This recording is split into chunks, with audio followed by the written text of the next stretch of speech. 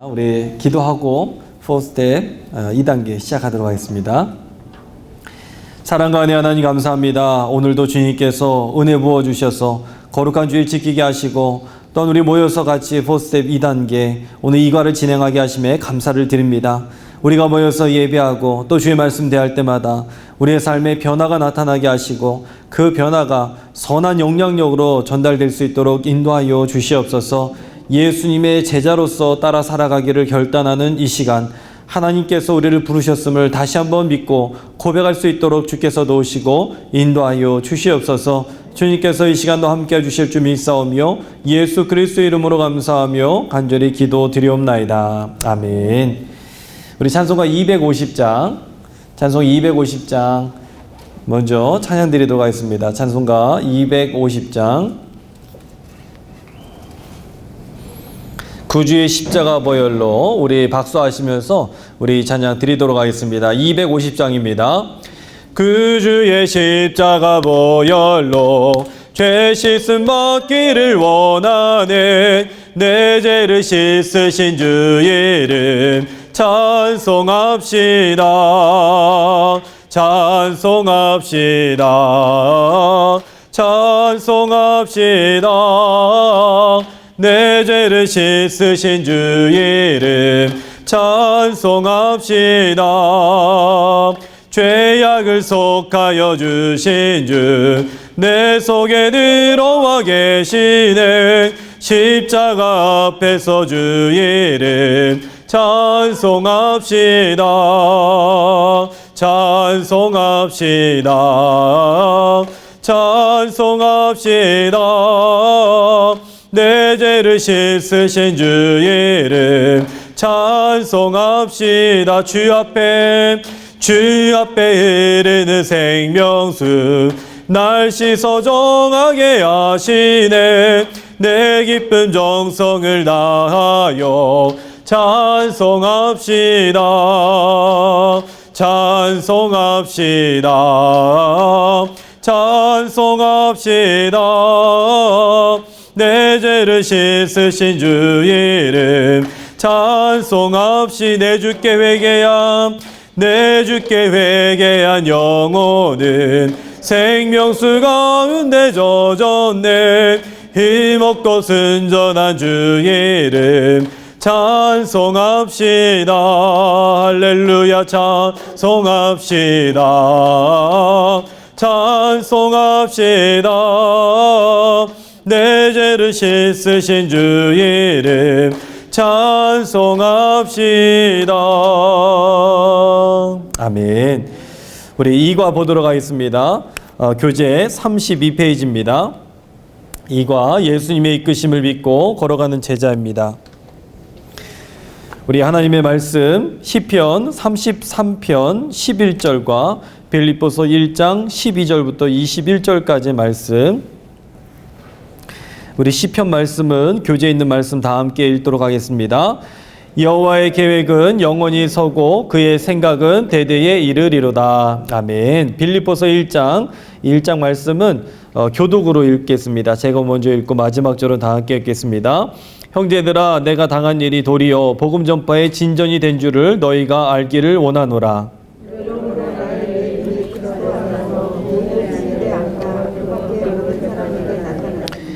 형제 중 다수가 나의 매임으로 말미암아 주 안에서 신뢰함으로 겁없이 하나님의 말씀을 더욱 담대히 전하게 되었느니라.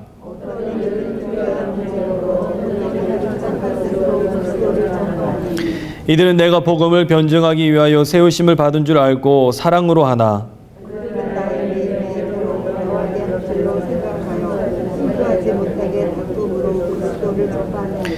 그러면 무엇이냐? 거칠애로 하나 참으로 하나 무슨 방도라 하든지 전파되는 것은 그리스도니 이로써 나는 기뻐하고 또한 기뻐하리라.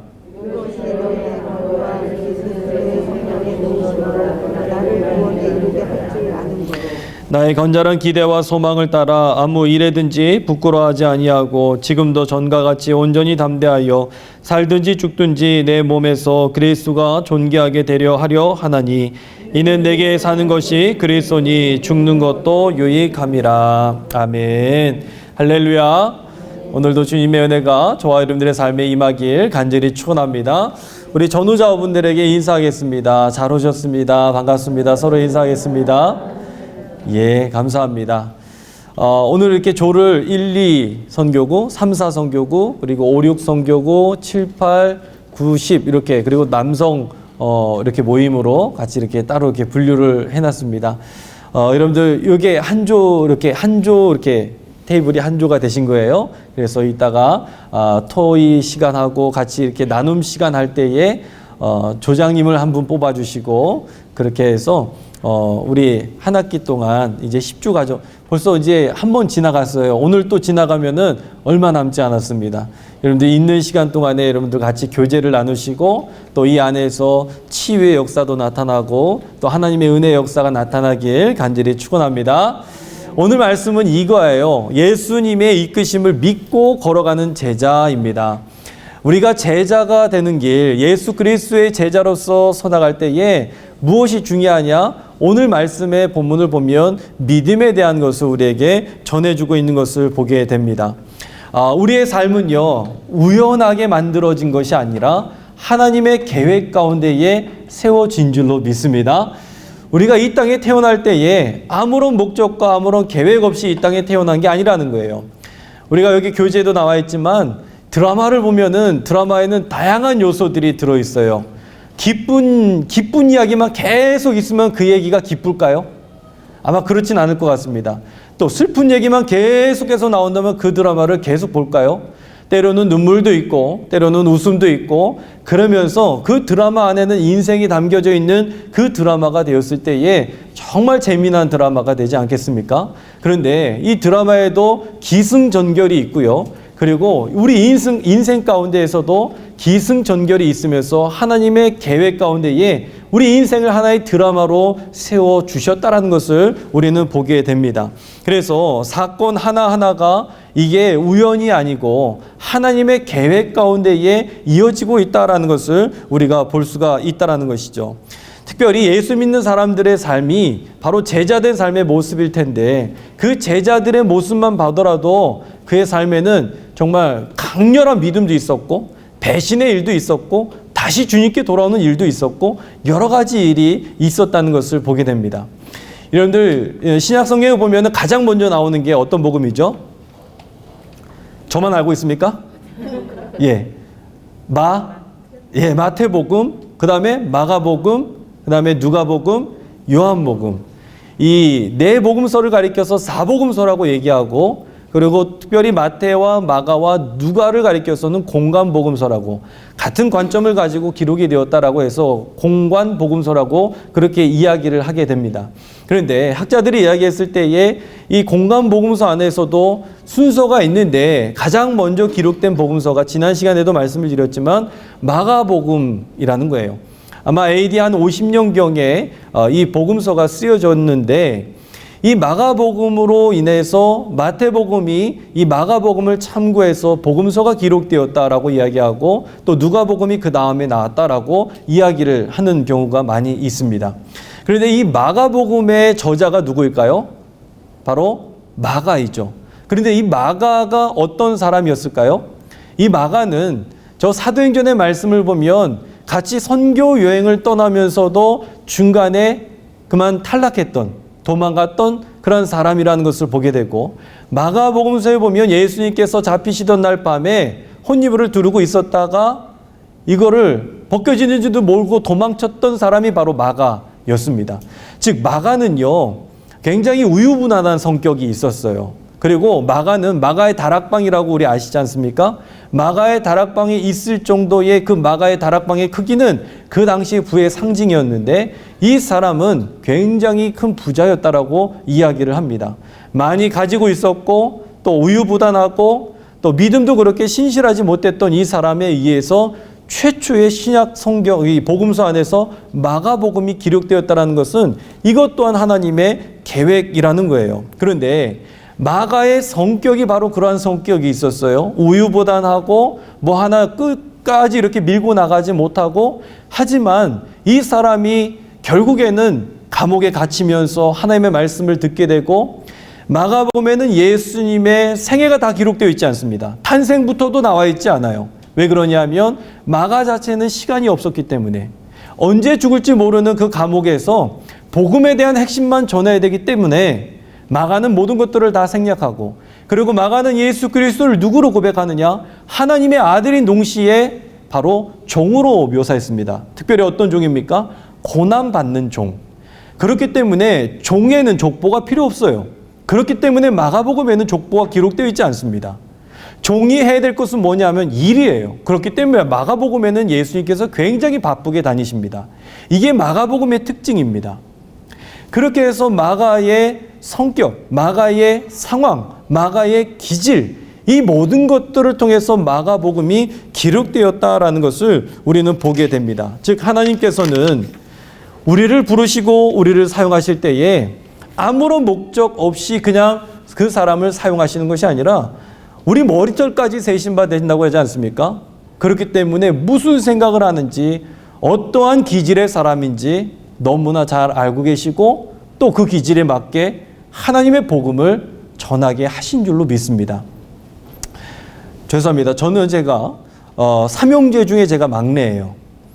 저희 시골에 부모님이 계시고 저는 저 위로 형님들이 둘이 있습니다.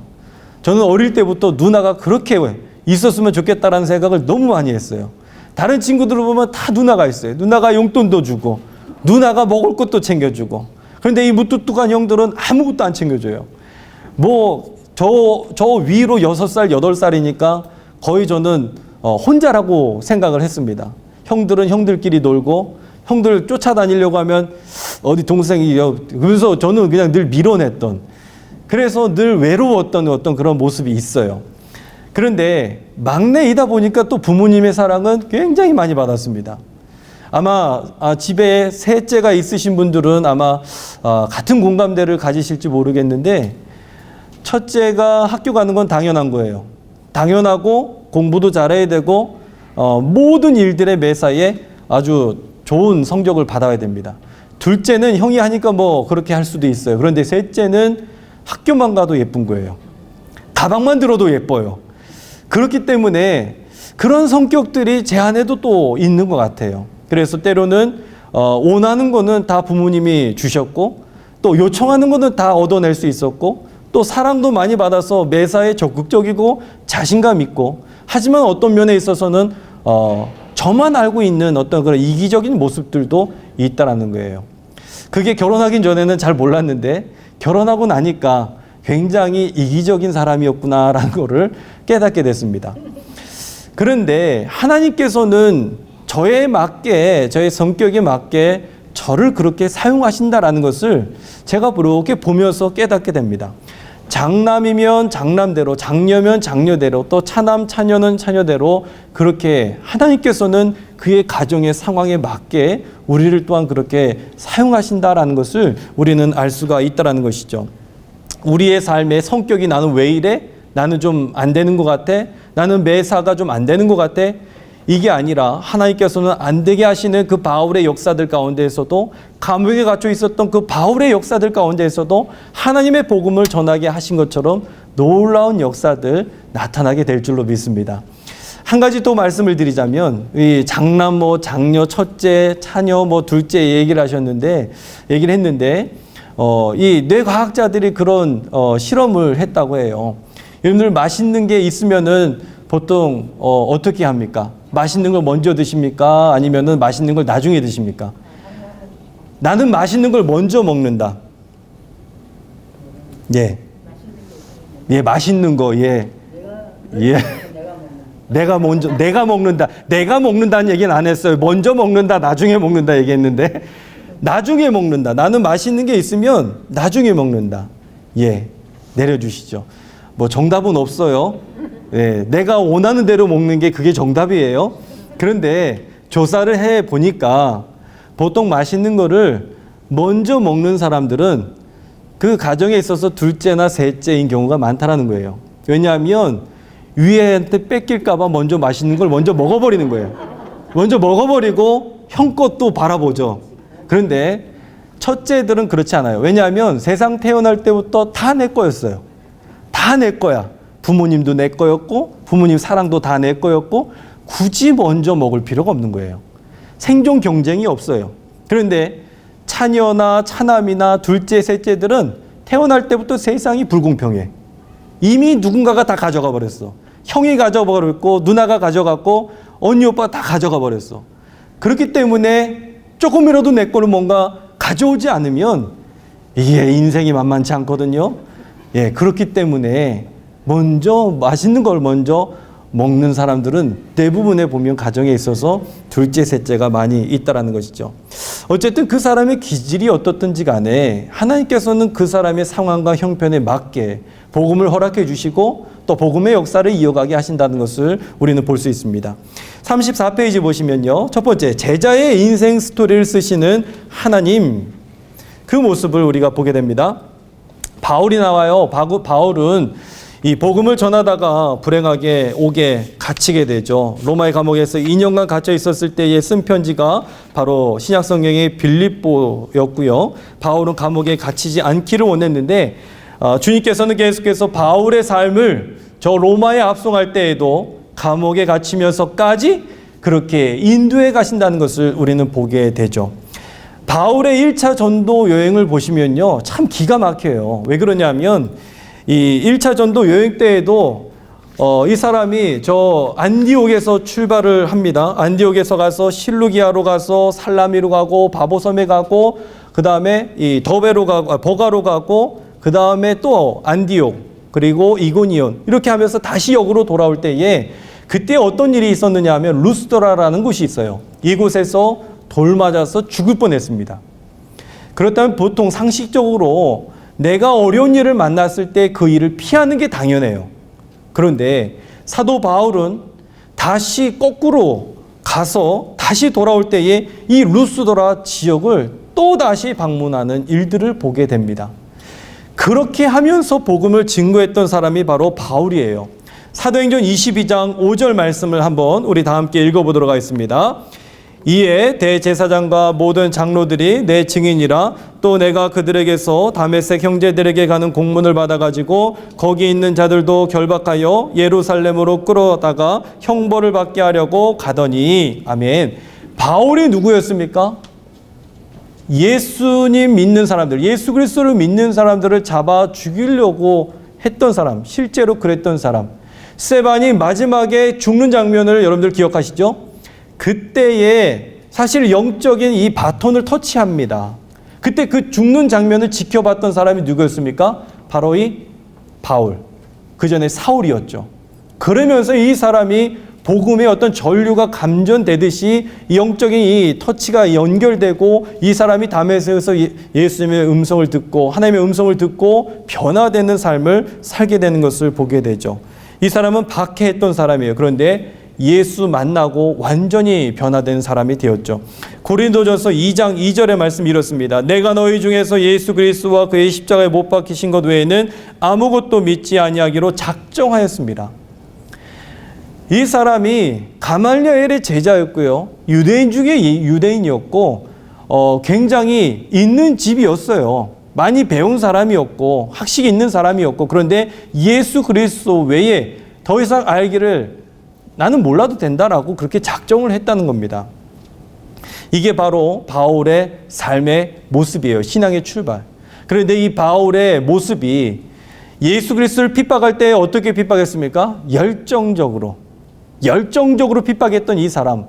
그런데 예수님을 영접하고 나서는 열정적으로 또 믿는 사람이 되었다는 거예요. 하나님은 우리의 성격을 사용하십니다. 우리의 이 태어난 기질들을 우리 주님께서는 사용하신다라는 거예요. 우리 집에 보시면은 예수님 믿는 거를 반대하시는 분들이 때로는 계실지도 몰라요. 남편이 그러실 수도 있고 또 아니면 아내가 그러시는 분들도 계실 수 있고 자녀들이 그럴 수도 있고요. 그런데 어떤 성도님들이 그렇게 이야기하실 때 정말 목사님 제가 못 살겠어요. 정말 남편이 너무 반대해요. 정말 몇 년 동안 몇십 년 동안 기도해도 안 달라져요. 그런데 저는 오히려 가만히 계시는 분들, 교회 가 이런 분들보다 오히려 가지 마라고 이야기하는 분들이 가능성이 있다라고 늘 얘기를 드립니다. 왜 그러냐면 그렇게 반대에 열정적인 사람들이 예수 믿고 예수님을 인격적으로 만나게 되면 완전히 180도 다르게 되는 그러한 삶의 모습을 우리는 보게 됩니다. 핍박하는 데에 열정적인 사람이 예수 믿는 데에 열정적인 사람으로 바뀔 수 있는 가능성이 더 크다는 거예요. 창세기 보시면은 야곱의 생애가 나오게 됩니다. 야곱. 형을 속였죠. 그리고 장자권을 가져오게 되죠. 그리고 삼촌 라반을 속여서 재산을 늘리고, 그리고 이 인생길 가운데에 딸 디나가 어려운 일을 경험하기도 합니다. 그리고 자녀들이 살인자가 되기도 하고요. 이 모습을 나중에 다 겪으면서 야곱이 나중에 나는 험악한 인생을 살았습니다 라고 그렇게 고백하는 것을 보게 됩니다. 야곱이 왜 그러한 삶을 살았을까? 야곱이 바로 그렇게 태어났기 때문에 그래요.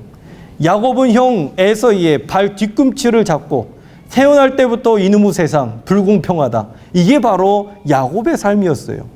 저는 그래서 이 가정의 차남들 아니면 자녀들을 보면 이런 야곱의 성격들이 있는 그런 모습들을 보게 됩니다.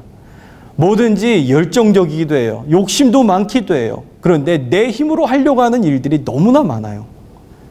내 힘으로 하려고 하다가 쓰러지고 넘어지는 일들이 참 많이 있다라는 거예요. 그런데 하나님은 야곱을 그렇게 사용하셨다라는 거예요. 저는 여기에 소망이 있는 줄로 믿습니다. 저는 제가 제 스스로를 바라봐도 그렇게 막 뭔가 믿음이 대단하거나 뭐가 좀 뛰어나거나 이런 거는 하나도 없어요. 그런데 저에게 있는 것이 있다면 그게 뭐냐? 욕심. 이 욕심, 태어날 때부터 뭔가를 저는 늘 물려받았어요. 형이 입던 옷을 둘째 형이 물려 입고 저에게까지 오면 이게 옷인지 걸레인지 잘 모를 정도의 옷을 제가 딱 보면서 이 세상 불공평하다. 저는 그래서 늘 어머니한테 말했어요. 엄마 나 옷 좀 사줘. 저는 늘 달라고 했어요. 1,000원 달라고 할 걸 2,000원 달라고 하고 10,000원 달라고 할 걸 10만 원 달라고 해요. 그래야 조금이라도 좀 제 안에 뭐가 있어야 이게 좀 든든했거든요. 그렇지 않고서는 제게 주어진 게 아무것도 없을 것 같아요. 죄송합니다. 제가 결혼을 조금 일찍 했습니다. 28에 했던가요? 예. 28에, 제 시대에는 조금 빠르게 했죠. 그때 결혼할 때에 저희 어머니에게 그런 말씀을 드렸어요. 줄 것이 있으시다면 빨리 좀 주시라고. 어머니가 그때 아마 굉장히 서운해 하셨을 것 같아요. 그런데 저는 무슨 생각을 했느냐면 이제 내가 가장이 되는데 내가 벌어놓은 게 없는데 내가 돈 버는 직업도 아니고 목회를 하는데 부모님이 주시는 게 당연하지 않을까? 이런 도둑놈 같은 생각을 당연하게 했다라는 거예요. 이게 차남들은 당연하게 생각을 한다니까요. 장남 첫째들은 양보하기도 하고 막 그러는데 저 같은 경우에는 제가 가족을 살리지 않으면 도무지 누군가 챙겨줄 것 같지 않기 때문에 야, 이때가 그때다. 이때라. 그러면서 좀 도와달라고 하면서 그렇게 이제 시작을 하려고 했었습니다. 이게 바로 기질들이 둘째, 셋째의 기질들이 많이 그래요. 야곱이 바로 그러한 삶의 모습이었어요. 그렇지만 저는 야곱을 바라보면서 한 가지 소망을 얻는 것은 그 사람 하나님 떠나지 않았습니다. 때로는 여기에서 부딪히고 넘어지고 울면서 그러면서도 하나님 떠나지 아니하고 또 가정에 어려운 일이 생기고 또 정말 죽을 일을 만났어도 그러면서도 하나님 떠나지 아니하고 하나님밖에 없는 인생이라는 것을 야곱이 알기 때문에 내 인생은 참으로 험악했습니다라고 이야기하면서도 하나님 앞에 섰던 이 모습을 우리는 보게 됩니다. 바울도 마찬가지였습니다. 바울도 굉장히 열정적인 사람이었어요. 바울에게 필요했던 두 가지가 있었습니다. 그게 뭐였느냐 하면 첫째는 몸이 자유로워야 되는 것, 그리고 두 번째는 많은 사람을 만나야 되는 것. 이게 복음 전할 때 필요한 것 아니겠습니까? 그런데 하나님은 자꾸 감옥으로 보내세요. 하나님은 자꾸 전하지 못하게 하세요. 자꾸 이런 일들을 만나게 하시는 거예요. 우리 인생으로 좀 적용해 보자면 나는 이것만 딱 해결하고 정말 주님의 일들을 힘쓰기 원하는데 이게 해결이 안 되는 거예요. 나는 좀 더 주님의 일들을 하기 위해서 좀 건강해야 되고 또 돈도 좀 더 있어야 되고 정말 자유롭게 주님의 일들을 감당하고 싶은데 여전히 내 인생길 가운데 돈의 문제 때문에 걸려 넘어지고 건강 때문에 자녀 때문에 걸려 넘어지는 일들이 많이 있다라는 거예요. 그런데 바울을 보시면 복음 전하다가 예루살렘에 가면서 어려움을 당하게 되고 감옥에 갇히게 되고 더 어려운 일들을 보게 되는 것을 보게 됩니다. 제가 2011년에 죄송합니다. 제 개인적인 얘기인데요. 지난 시간에도 말씀을 드렸지만 이렇게 제 얘기도 같이 나누면서 이 시간에는 뭐 특별히 공부하는 시간 아니에요.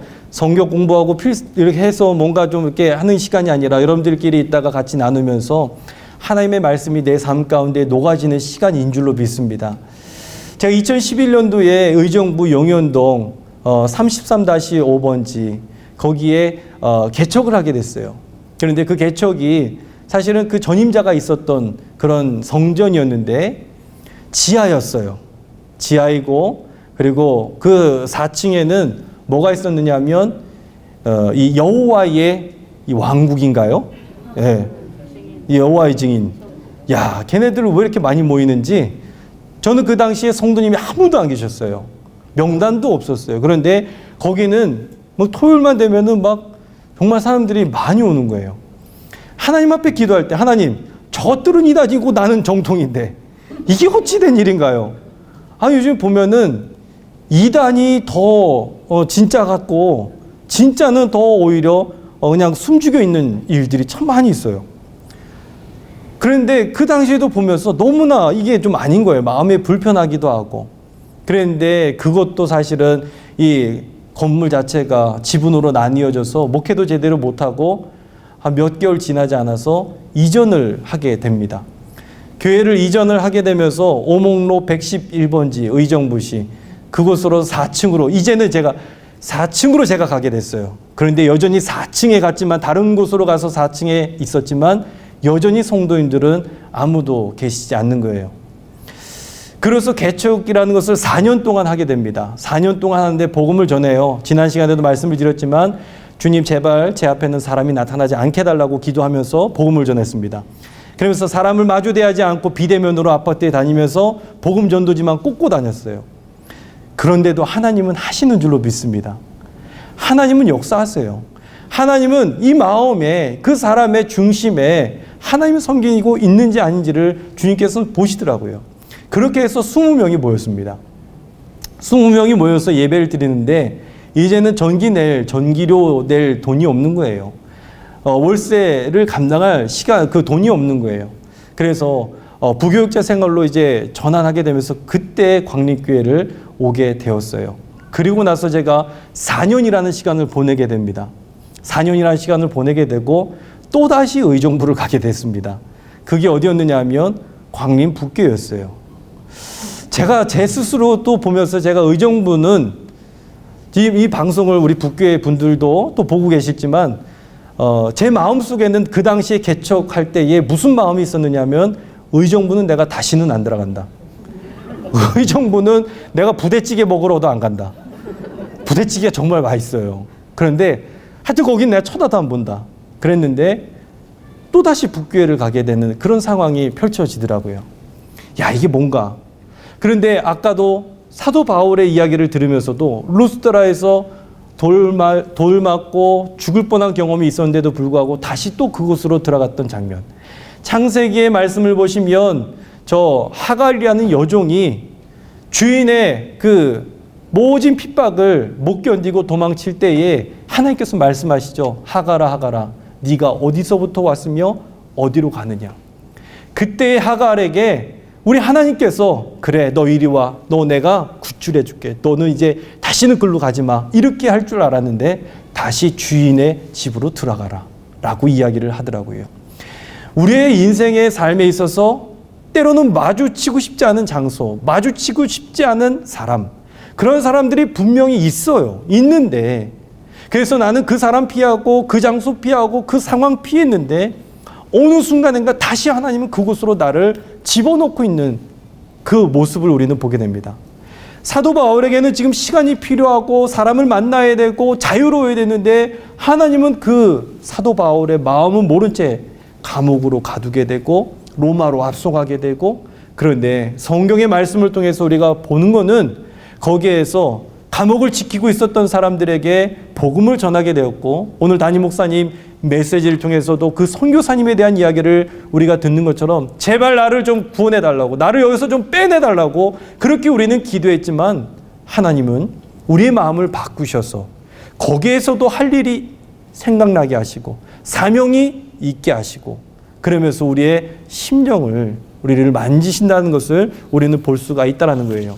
바로 사도 바울도 그러한 삶의 모습이었습니다. 여러분들, 때로는 답답하기도 하고, 때로는 이 상황이, 때로는 금전적인 문제가 풀리지 않는 그러한 경우도 아마 있으실 겁니다. 또 다른 문제를, 또 같은 문제를 우리 주님께서는 만나게 하실 수도 있습니다. 하지만 거기에 하나님의 뜻이 있는 줄로 믿습니다. 여러분들, 이 사실을 꼭 기억하시면서 믿음으로 승리하시길 간절히 축원합니다. 36페이지 보겠습니다. 이때의 제자들은 원망을 하게 되죠. 예, 그건 마찬가지예요. 우리들도 원망하게 돼요. 저도 원망했습니다. 북교에 들어갔을 때 처음에 너무나 힘들었어요. 왜냐하면 북교에 가보신 분 계신가요? 예, 많이들 가셨죠. 거기 일일기도 오신 분들도 계시고, 또 거기에서 전도도 그때 많이 도와주셨었고, 보시면 아시듯이 굉장히 이뻐요. 그런데 이쁘면 이쁠수록 저는 부담이 되더라고요. 교회가 이쁠수록, 교회가 번듯하게 지어졌는데 여기를 도대체 어떻게 성도님들이 가득 채워지게 될까, 너무나 부담이 되고 너무나 많이 힘이 들었습니다. 하지만 우리가 힘들다고 해서 해결되는 문제는 하나도 없어요. 하나님께서 하시면 되는 줄로 믿습니다. 그 신앙의 훈련을 우리에게 불어넣어 주시는 거예요. 제자들은 만약에 우리가 이 사도 바울과 같은 입장이었다면 우리는 원망했을 거예요. 그리고 저 이스라엘 백성들처럼 애굽에서 나왔을 때, 광야길을 걸어갔을 때 우리 또한 똑같이 원망을 했을 겁니다. 이렇게 있다가는 그냥 죽게 될 것이다. 그래서 애굽에서 나왔던 사람들이 다시 애굽으로 돌아가자라고 얘기했던 이유가 바로 거기 있는 것 아니겠습니까? 욥기 17장 11절의 말씀, 우리 한번 다 함께 읽어보도록 하겠습니다. 나의 날이 지나갔고 내 계획, 내 마음의 소원이 다 끊어졌구나. 아멘. 어긋나기 시작하는 거예요. 내 인생도, 내 자녀들도 내 계획대로 이루어지지 아니하고 전혀 다른 방향으로 가게 되는 것. 우리 결혼을 앞둔 자녀들 보면 우리 부모님들이 원하는 대로 만나시던가요? 예, 그렇지 않죠. 정말 생각하지 못했던 사람을 데려오는 경우들도 있습니다. 지금 제자들도 그랬고 사도 바울도 그랬습니다. 로마 시민권이 있었는데 거기에서 복음을 정말 자유롭게 전해야 되는데 이 바울의 계획과는 다르게 계속해서 진행되고 있었던 이 모습을 보게 됩니다. 다섯 번째, 그래서 제자의 삶을 이끄시는 하나님의 시나리오라는 것을 우리는 깨달아야 될 줄로 믿습니다. 욥기 42장 2절의 말씀을 한번 다 함께 읽어보도록 하겠습니다. 주께서는 못하실 일이 없사오니 무슨 계획이든지 못 이루실 것이 없는 줄 아오니. 잠언 16장 9절 또 읽겠습니다. 사람이 마음으로 자기의 길을 계획할지라도 그의 걸음을 인도하시는 이는 여호와시니라. 아멘. 우리의 계획은 어긋난다 할지라도 하나님의 계획은 지금 착실하게 진행되고 있는 줄로 믿습니다. 우리의 삶의 어려움이, 건강의 문제, 그 문제들이 있고 자녀 진로의 문제를 두고서 여전히 내 계획과 어긋난다 할지라도 하나님의 계획에 있어서는 어긋남이 없다라는 것을 우리는 오늘 말씀을 통해서 들을 수가 있다는 것입니다. 그래서 큰 두 번째, 드라마 속에 숨어있는 하나님의 계획을 우리가 발견해야 된다는 겁니다. 사도행전 16장에 보시면 드로아의 환상, 마게도냐의 환상을 우리는 보게 됩니다. 거기에서 저 마게도냐 사람들이 건너와서 우리를 도와달라라고 이 바울에게 요청하고 있었던 그 장면들. 근데 그때의 16장 5절에 뭐라고 이야기하느냐 하면 여러 교회가 믿음이 더 굳건해지고 수가 날마다 늘어가니라.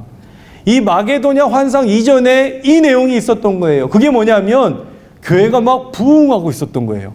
교회가 부흥하고 성도들이 늘어나고 막 이러고 있었던 찰나에 환상이 보여졌어요.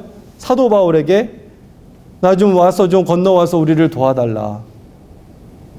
하나님의 계획은 때로는 하나님의 계획은 교회 부흥이 아닐지도 모릅니다. 교회 부흥이 아니라 한 사람이 될지도 몰라요. 그 한 사람 때문에 지금 마게도냐가 열려지게 되었고, 빌립보성이 열려지게 되었고, 유럽의 복음의 문이 열려지게 되었고, 지금 하나님의 구원의 계획이 여기에서부터 시작되고 있었다라는 것을 우리는 보게 됩니다.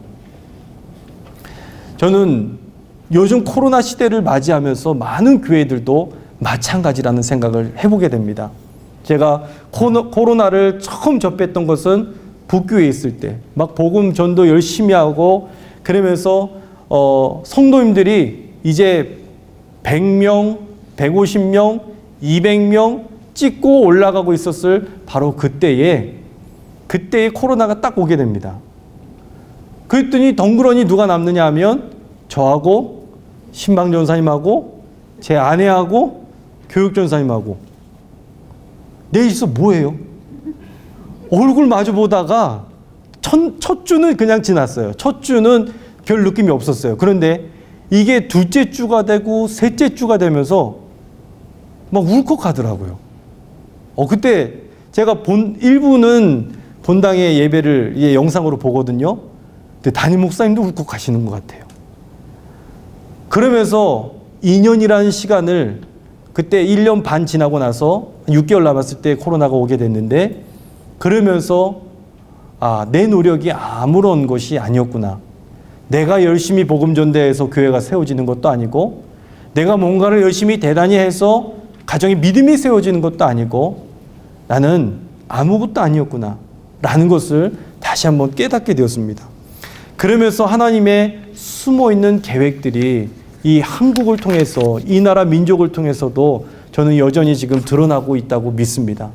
이게 절망이 아니라 절망 가운데에 우리를 몰아넣으셨지만 다시 소망으로 이끄시는 주님의 음성이 분명히 있는 줄로 믿습니다. 빌립보서 1장 12절부터 14절까지의 말씀입니다. 우리 다 함께 읽어보도록 하겠습니다. 형제들아, 내가 당한 일이 도리어 복음 전파에 진전이 된 줄을 너희가 알기를 원하노라. 이러므로 나의 매임이 그리스도 안에서 모든 시위대 안과 그 밖의 모든 사람에 나타났으니 형제 중 다수가 나의 매임으로 말미암아 주 안에서 겁없이 하나님의 말씀을 더욱 담대히 전하게 되었느니라. 아멘. 이 빌립보서에서 나와 있는 이 말씀, 시위대 안에서 그 밖의 모든 사람에게 나타났고 도리어 여기에서 복음의 역사가 증거가 되었다라고 이야기하는 것. 그래서 우리는 두 단어를 눈여겨볼 필요가 있습니다. 첫 번째는 시위대, 그리고 두 번째는 도리어라는 단어입니다.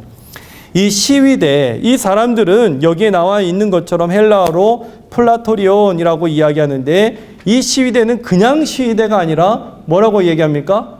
황제의 시위대. 하나님 계획이 바로 여기에 있었다라는 거예요. 그 시위대에게 복음이 들어가게 되었고, 결국은 그 주변에 복음의 역사가 나타나게 되는데, 그 증거가 어디 있느냐? 빌립보서 4장 22절 말씀 우리 다 함께 읽어보도록 하겠습니다. 모든 성도들이 너희에게 문안하되 특히 가이사의 집 사람들 중 몇이니라. 아멘. 이런 다 써오셨죠? 네, 저만 써오지 않았죠? 읽는 게 저만 읽는 것 같아서 제가 그렇습니다. 다시 한번 좀 크게 읽어보도록 하겠습니다. 시작. 모든 성도들이 너희에게 문안하되 특히 가이사의 집 사람들 중 몇이니라. 아멘. 가이사의 집, 즉 뭡니까? 황제의 집. 그러면서 지금 세번역 성경을 보면 황제의 집 사람들이라고 분명히 번역이 되면서 로마의 심장부에 가서 복음이 전해지게 되는 이 놀라운 일들을 우리가 볼 수가 있다는 것이죠. 그리고 바울이 순교하고 나서 채 300년이 지나지 않아서 기독교를 국교로 선포하게 되는 그 역사야 우리가 인문학으로도 알게 되고 나중에 다른 원인이 있을 수 있겠지만 우리 신앙적인 눈으로 바라봤을 때에 바로 여기 하나님의 구원과 계획이 있었다라는 것을 우리는 볼 수가 있습니다. 즉 하나님의 시나리오에 있어서 가장 빠른 길을 우리 하나님께서는 지금 예비하고 계셨다라는 것이죠. 두 번째는요, 도리어라는 단어입니다. 도리어. 우리 빌립보서 1장 12절 읽었던 말씀 또 한번 읽어보도록 하겠습니다.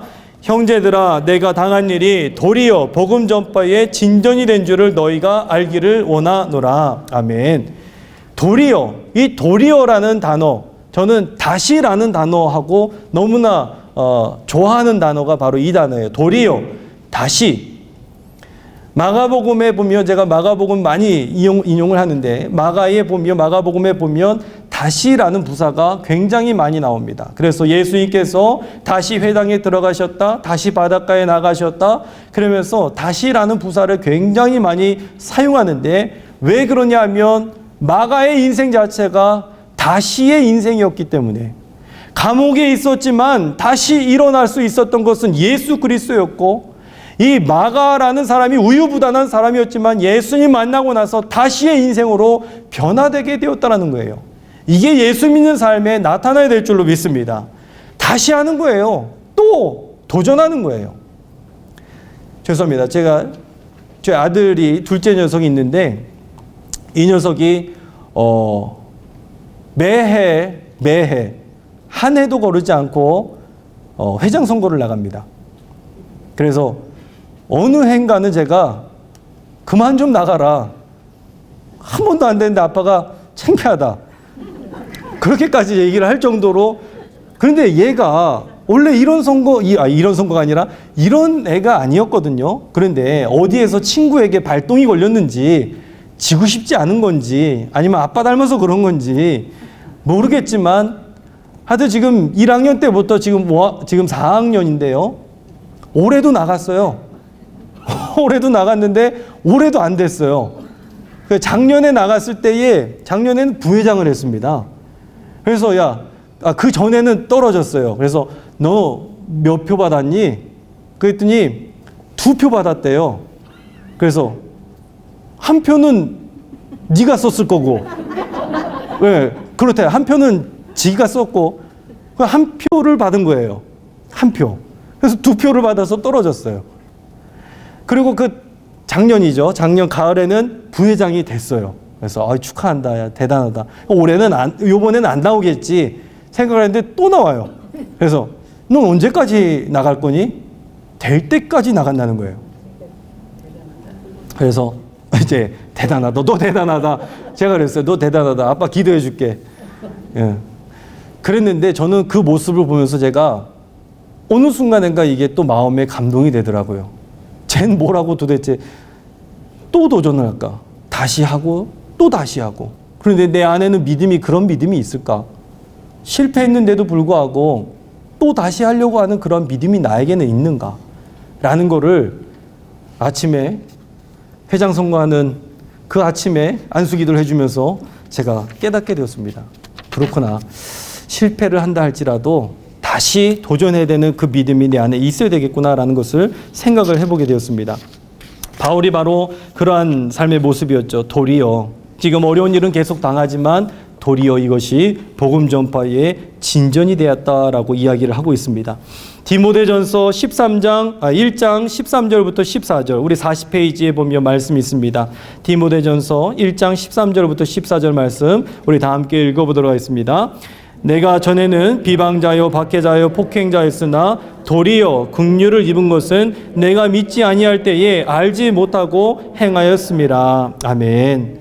사도 바울이 그 이전에 폭행자였고 박해자였는데, 이것을 예수 그리스도를 몰랐을 때 이랬는데, 이제는 도리어 바뀌어져서 믿음이 들어가서 이제는 주님을 섬기게 되었던 인생에 대한 것을 우리에게 전해주고 있다는 겁니다. 이런 바울의 고백은 예수님의 수제자 베드로라고 하는 그 사람에게도 나오는데, 베드로전서 3장 9절에 보면 악을 악으로 욕을 욕으로 갚지 말고 도리어 복을 빌라 이를 위하여 너희가 부르심을 받았으니 이는 복을 이어받게 하려 하심이라. 아멘. 베드로전서 4장 13절에도 오히려 너희가 그리스도의 고난에 참여하는 것으로 즐거워하라. 이는 그의 영광을 나타내실 때에 너희로 즐거워하고 기뻐하게 하려 함이라 라고 말씀하고 있습니다. 도리어의 삶, 다시의 삶, 그로 말미암아 새롭게 살아가는 복된 삶이 되시길 간절히 부탁을 드립니다. 우리 그 다음 장 넘겨보시면 세 번째, 마지막 보시면 놀라운 하나님의 드라마를 기대하는 제자의 모습을 우리가 보게 됩니다. 신명기 31장 6절의 말씀 우리 다 함께 읽어보도록 하겠습니다. 너희는 강하고 담대하라. 두려워하지 말라. 그들 앞에서 떨지 말라. 이는 내 하나님 여호와 그가 너와 함께 가시며 결코 너를 떠나지 아니하시며 버리지 아니하실 것임이라 하고. 아멘. 오늘 예배를 드리는데요, 우리 성경 봉독하셨던 장로님, 박영로 장로님 간증을 제가 잠깐 예배 올라가기 전에 잠깐 듣게 되었어요. 우리 장로님께서 코로나에 걸리셔서